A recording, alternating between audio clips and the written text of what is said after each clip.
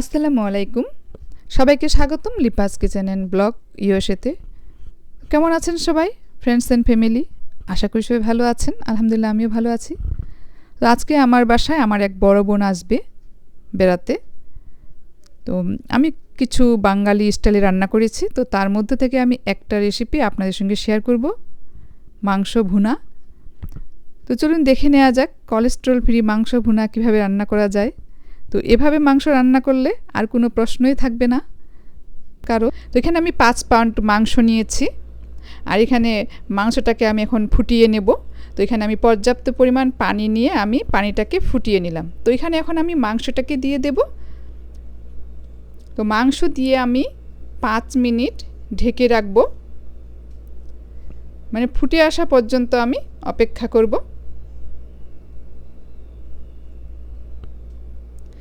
তো ফুটে এসেছে পানিটা। এখন এই পানি আমি ফেলে দিয়ে মাংস ভালো করে ধুয়ে নেব। আর প্রচুর ময়লা বের হয়েছে মাংস থেকে, তো কোলেস্টেরল ঠিক থাকবে এভাবে মাংস খেলে। তো মাংসটাকে আমি ভালো করে ধুয়ে নিচ্ছি। আমি এখন একটা বানাবো মাংসের মশলা। তো এখানে আমি 2 চা চামচ নিয়েছি গোটা জিরে, 1.5 চা চামচ নিয়েছি গোলমরিচ গোটা, আর 6টা নিয়েছি আমি বড় কালো এলাচ, আর 6টা সাদা এলাচ, আর 6 থেকে 7টা নিয়েছি লবঙ্গ, আর এখানে আমি নিয়েছি জয়ত্রী ফল 4 ভাগের 1 ভাগ, আর দারুচিনি নিয়েছি আমি 6 ইঞ্চি। তো এটাকে আমি ভালো করে এখন গুঁড়ো করে নেব।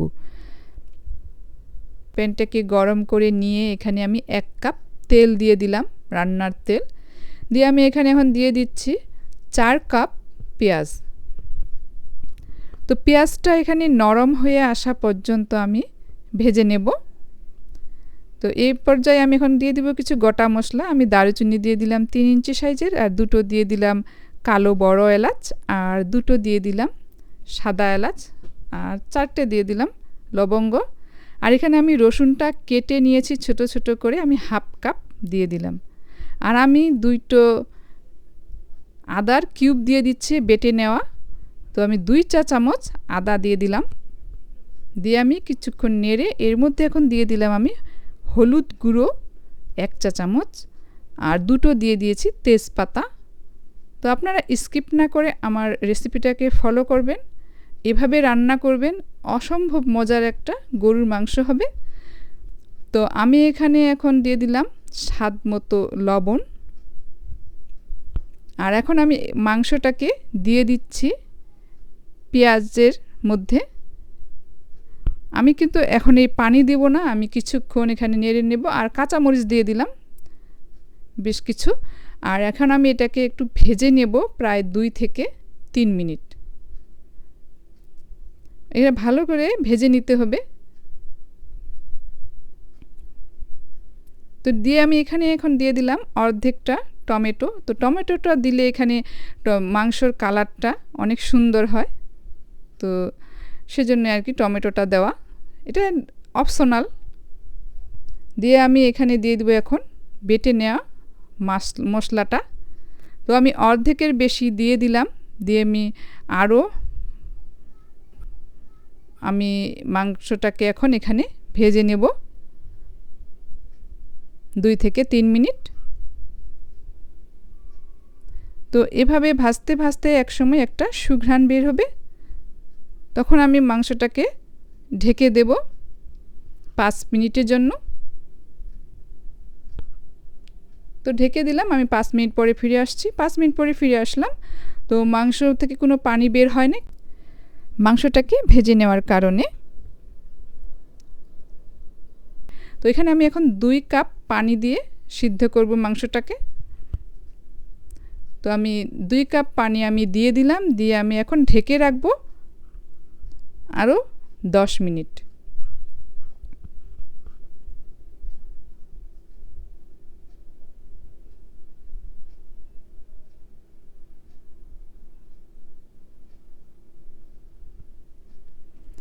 তো আমি 10 মিনিট পরে ফিরে আসলাম। তো মাংসের একটু পানি কমে গিয়েছে, আর এখানে পেঁয়াজটা সিদ্ধ হয়ে গিয়েছে। এখন আমি এটাকে জাস্ট কিছুক্ষণ নেড়ে আমি আবার ঢেকে দেব 5 মিনিটের জন্য।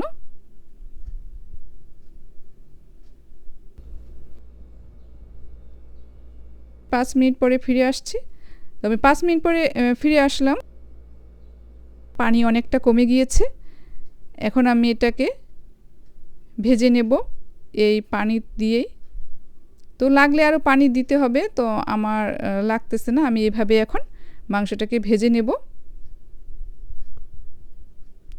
তো ভাজতে ভাজতে একসময় পেঁয়াজগুলো সম্পূর্ণ গলে যাবে, পেঁয়াজ আর রসুনটা গলে যাবে।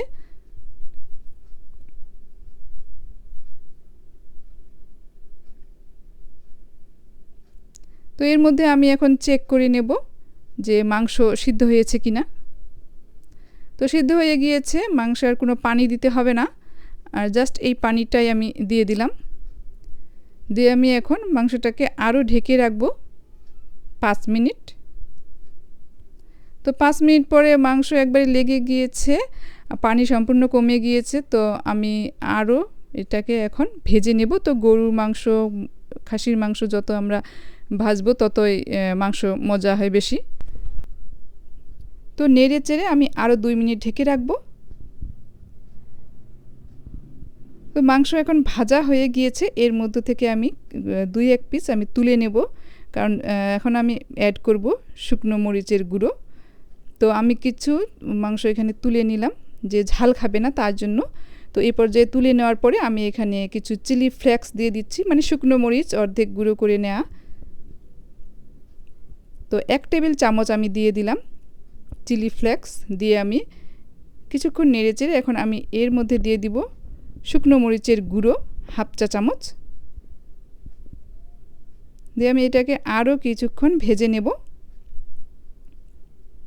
খুব ভালো করে আরও ভেজে নিতে হবে, কারণ মরিচের গুঁড়োটা যেন মাংসের মধ্যে লেগে যায়, তো সেভাবে ভেজে নিতে হবে। তো এইভাবে ভাজতে ভাজতে একসময় একটা সুঘ্রাণ বের হয়ে আসবে মাংস থেকে।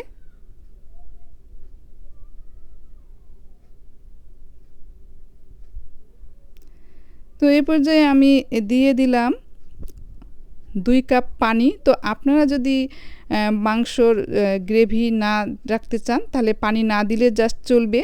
তো আমি যেহেতু গ্রেভি রাখবো মাংস, তো আমি তাই পানি দিয়ে এই পর্যায়ে আমি দিয়ে দিলাম অবশিষ্ট মশলার ছিল যে সেটার অর্ধেক। তো দিয়ে আমি নেড়ে চেড়ে এখন ঢেকে রাখবো লো ফ্লেমে, মিডিয়াম টু লো ফ্লেমে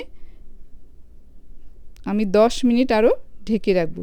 তো এর মধ্যে মাংসের মধ্যে সম্পূর্ণ মশলা ঢুকে যাবে। তো লবণটা দেখে নিতে হবে। তো 10 মিনিট পরে আমি ফিরে আসলাম। পারফেক্ট একটা মাংস রান্না হয়ে গেল, সুস্বাদু মাংস। তো গেস্ট চলে এসেছে, আর গেস্টদেরকে আমি বসতে দিলাম। তো আমার বড় বোন উনি, আর বড় বোনের মেয়ে, নাতনি, মানে আমার ফুফুতো বোন আর কি।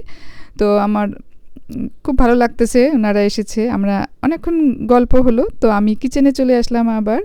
এখানে আমি আপনাদের সঙ্গে একটা টিপস জাস্ট শেয়ার করব। তো এখানে আমি রাইস ফ্লাওয়ার, মানে চালের আটা আমি সিদ্ধ করে নিয়েছি। তো একটা আমি ডো বানিয়ে নিচ্ছি প্রথমে, আর এই ডোটাকে আমি এখন একটা বড় রুটি বানিয়ে নেব, মোটা করে বড় রুটি। তো আমি কাটিং বোর্ডে নিয়েছি। তো একটা বড় রুটি বানিয়ে আমি এখন এই রুটির থেকে ছোট ছোট লুচি করে নেব। ছোট লুচি আমি একটা প্লাস্টিকের গ্লাস নিয়েছি, মানে 1 টাইম গ্লাস। তো নিয়ে আমি ছোট ছোট লুচি বানিয়ে নিচ্ছি। এটা জাস্ট ফর টিপস, কীভাবে অনেকগুলো রুটি একসঙ্গে মানে তাড়াতাড়ি বানিয়ে নেওয়া যায়, সেজন্য আমি আপনাদের সঙ্গে শেয়ার করলাম। আর এভাবে রুটিগুলো বানালে রুটিটার সাইজ ঠিক থাকে, গোল হয় সুন্দর করে। তো আমি বাকিগুলো এভাবে একটা ডো বানিয়ে রুটি বড় করে নিয়ে আবার ছোট ছোট লুচি বানিয়ে আমি এখন এটাকে বড় রুটি একটা বানিয়ে নেব।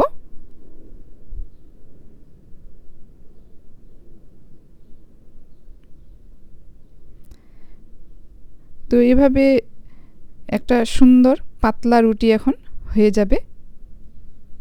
আশা করি আপনারা বুঝতে পেরেছেন। তো হয়ে গেল পারফেক্ট একটা ছোট মিডিয়াম সাইজের রুটি। তো রেডি হয়ে গেল রুটি। এখন রুটি আমি ভেজে নেব। তো রুটি ভেজে নিয়ে আমি এখন গেস্টদের জন্য পরিবেশন করলাম আমাদের বাঙালি স্টাইলের খাবার। তো আমি মুরগির মাংস করেছি, পটলের ভাজি, তারপরে পোলাও, তারপরে লাউয়ের তরকারি করেছি, আর শাক ভাজি, গরুর মাংস, আর বরবটি ভাজা করেছি, করলার ভাজি। তো এগুলো আমি এখন খেতে বসিয়ে দিলাম গেস্টদের। তো ওনারা গরুর মাংসর আমার খুব প্রশংসা করলো যে এত টেস্টি হয়েছে, আর এভাবে মশলা বানিয়ে যদি গরুর মাংস রান্না করা যায় তো আপনাদেরটাও অসম্ভব একটা পারফেক্ট গরুর মাংস হবে। তো আশা করি আপনারা চেষ্টা করবেন।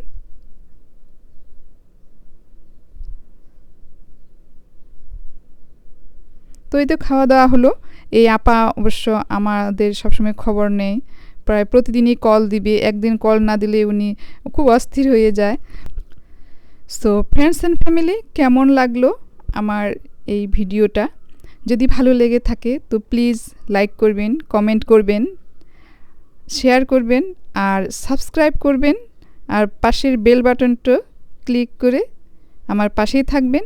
আপা অবশ্য আমাদের জন্য গিফট নিয়ে এসেছে। তো এখানে একটু হাসির কাণ্ড হয়েছে, কারণ আপা যখন গিফটটা দেয় তো আমি ভিডিওতে নেইনি, তখন আবার দুইবার ভিডিওতে মানে নেওয়ার জন্য আবার দিতে বললাম আপাকে, তো তখন দিল। আর এখন আমি ডেজার্ট দিয়ে দিয়েছি। এখানে আমি ঈদের দিনে বানিয়েছিলাম রসমালাই। তো আসলে এই রান্নাগুলো করতে যেয়ে আমি আর তেমন কোনো ডেজার্ট বানাতে পারিনি। তো যাই হোক, ওনারা খেলো ডেজার্ট।